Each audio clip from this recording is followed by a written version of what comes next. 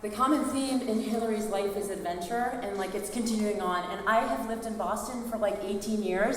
I forgot about that adventure until the last 2 days. I've been having a wedding adventure. I could say wedding nightmare, but I'm gonna say wedding adventure. It's all perspective, and it's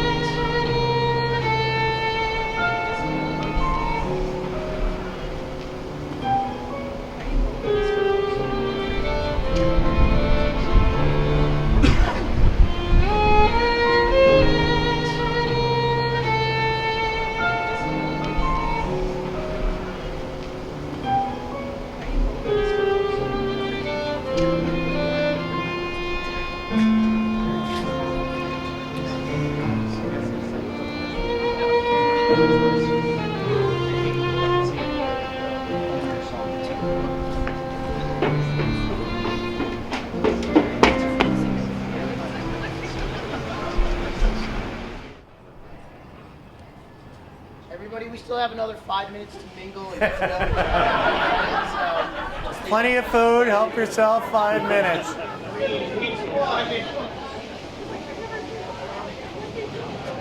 All right, we're rolling.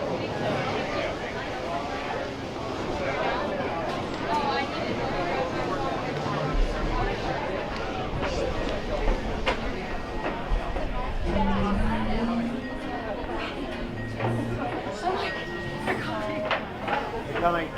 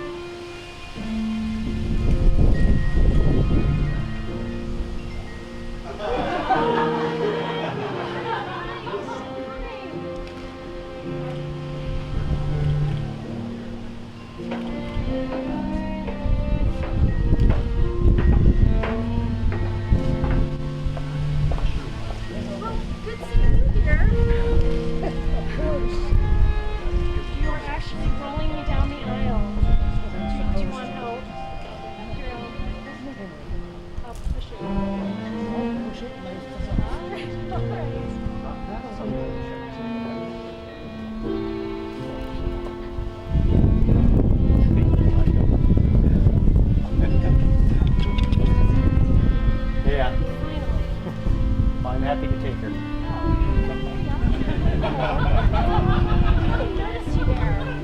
want to come over here?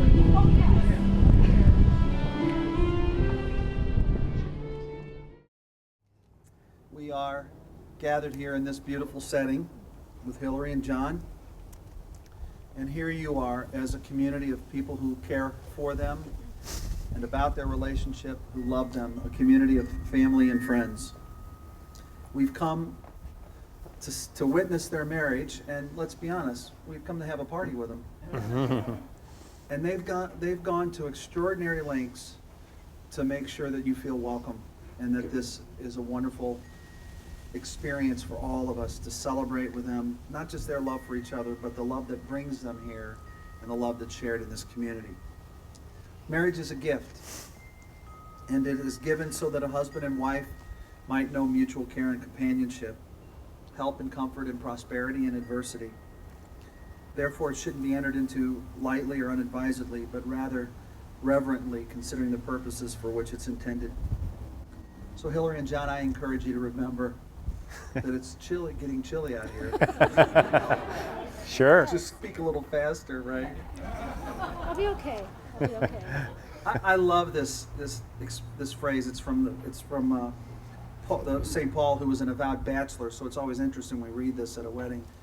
But he was right about this. He said, "Love is patient and kind. It's not jealous or arrogant or rude or boastful. It's not self-insistent. It doesn't rejoice in what's wrong, but rather it rejoices in what's right." And of all the things in the universe that there are to be glad for, and there's plenty, the one thing that lasts forever, the one thing that matters the most is love. So I ask you now, John, will you have Hilary as your wife to live together in marriage? Will you love her, comfort her, honor and keep her in sickness and in health, and forsaking all others, remain faithful to her as long as you both shall live? If so, say, "I will." I will.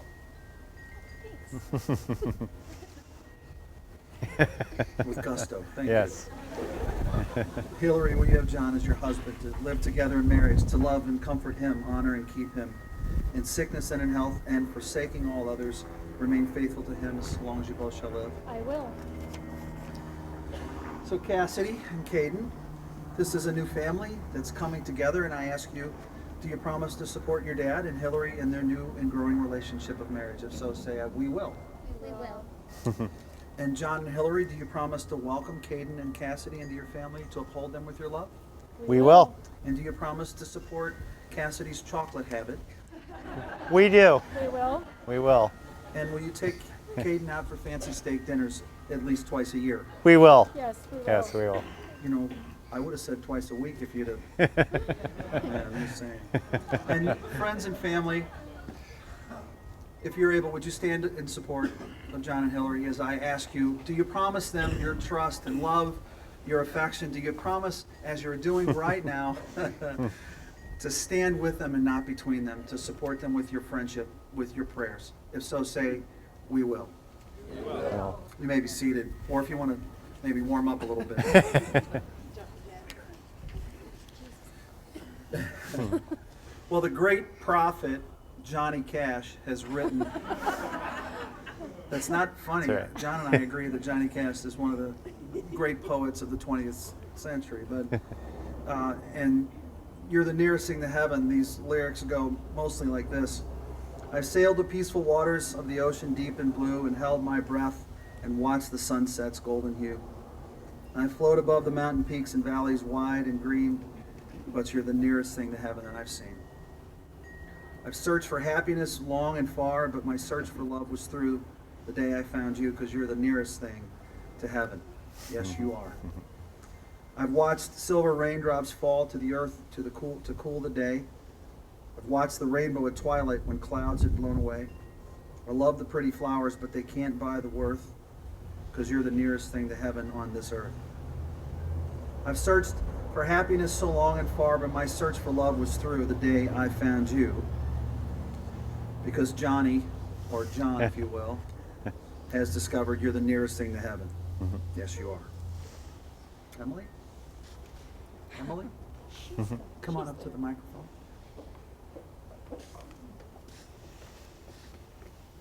So I'm going to read "If You Want to Marry Me" by Shel Silverstein. If you want to marry me, here's what you'll have to do. You must learn how to make a perfect chicken dumpling stew. And you must sew my holy socks and soothe my troubled mind and develop the knack for scratching my back. And while I rest, and keep my shoes spotlessly shined. And while I rest, you must rake up the leaves. And when it is hailing and snowing, you must shovel the walk and be still when I talk. And hey, where are you going?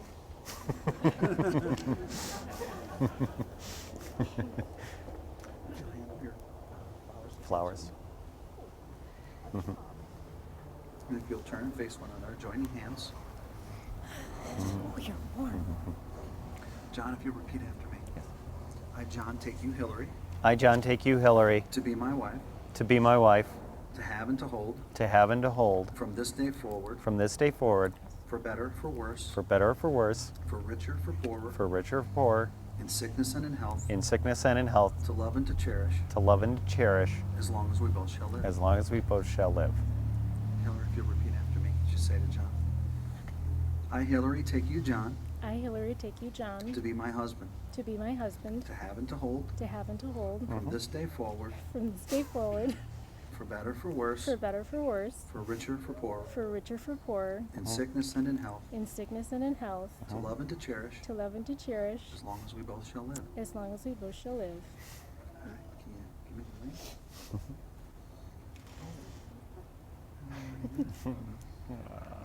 It's okay.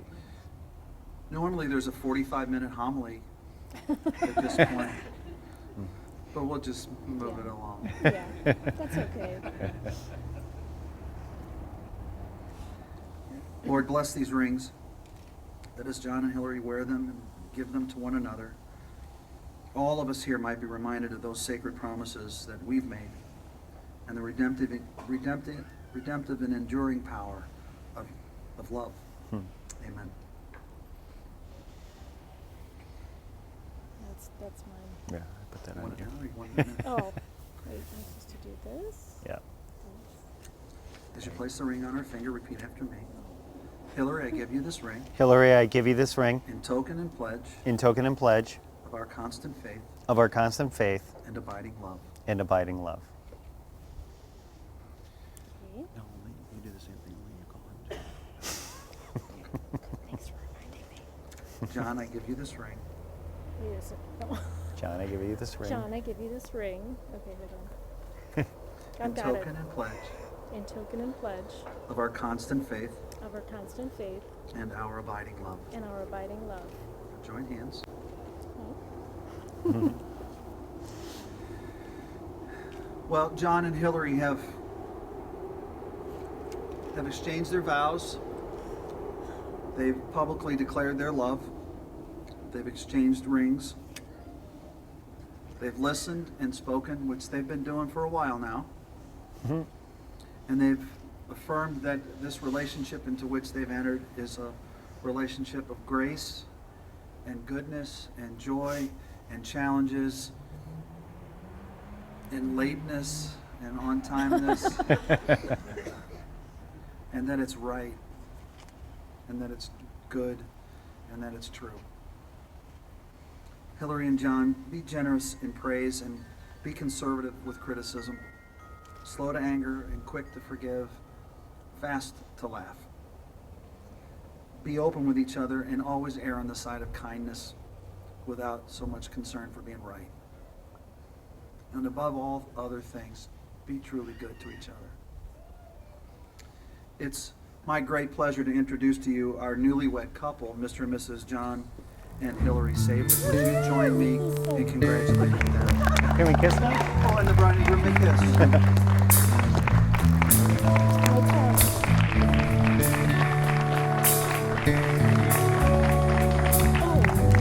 Again, they're here.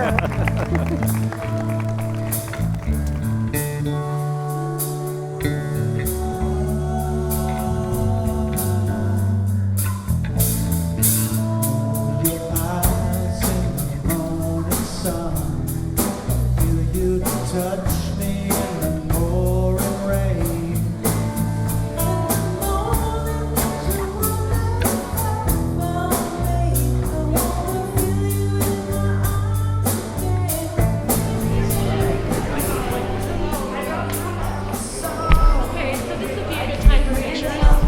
Oh my gosh, I just cried like for 20 minutes. That was horrible. Did you like the extra vowels we read in there? Why did you talk about my chocolate? Come on, that was funny. That was a nice touch. Need to learn, 'cause we're living in a world of fools, breaking us down when they all should let us be. We belong to you and me. I believe in you. You know the door to my very soul.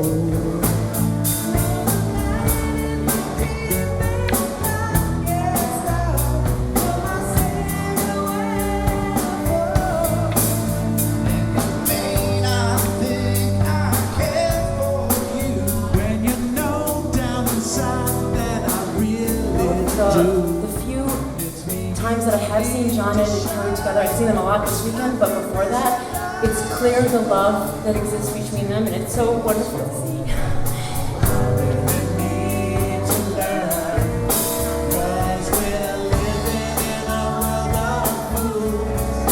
But we are here because we are so grateful, to be included in this happy day that we've been waiting and waiting. And waiting, and waiting, and waiting.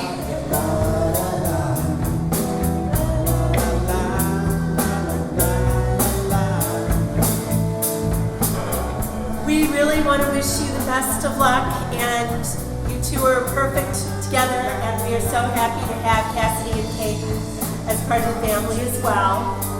And congratulations.